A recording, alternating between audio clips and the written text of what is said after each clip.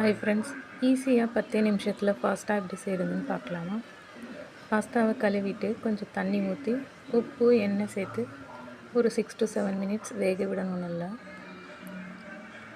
அது வேகிறதுக்குள்ளே நம்ம ஒரு பெரிய வெங்காயம், 2 தக்காளி, கொஞ்சம் இஞ்சி பூண்டு பேஸ்ட் ரெடி பண்ணி வச்சுக்கணும்.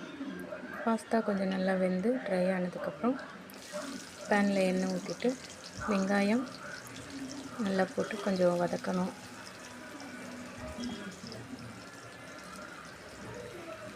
வெங்காயம் கொஞ்சம் நல்லா கண்ணாடி பதம் வந்ததுக்கப்புறம் தக்காளி சேர்த்துக்கணும்.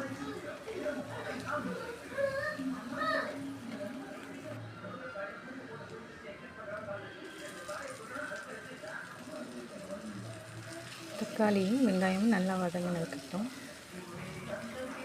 இஞ்சி பூண்டு பேஸ்ட்டு சேர்த்துக்கணும்.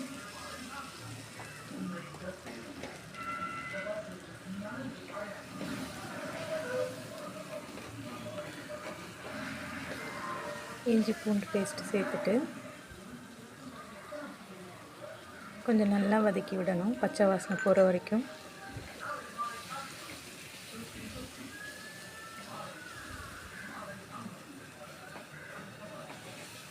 கொஞ்சமாக உப்பு சேர்த்துக்கணும். உப்பு சேர்த்துட்டு கொஞ்சம் கரம் மசாலா, கொஞ்சம் மிளகாய் பொடி சேர்த்துட்டு, நான் குழந்தைங்களுக்கு பண்ணுறதுனால கொஞ்சமாக சேர்த்துருக்குறேன்.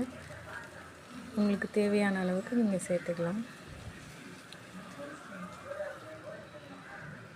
நான் red sauce, chilli sauce, soya sauce அந்த மாதிரி சாஸ் எதுவும் யூஸ் பண்ணல. அப்புறம் ட்ரை பண்ணி வச்சுருக்கிற பாஸ்தாவை உள்ளே போட்டு கலந்து விட்டுக்கணும். மல்லித்தலை தூவி இறக்கணும். சுவையான பாஸ்தா நல்லாயிருக்கும். குழந்தைங்க இங்கே சாப்பிட்டாங்கப்பா, நல்லா இருக்குன்னு சொன்னாங்க. Okay, thank you.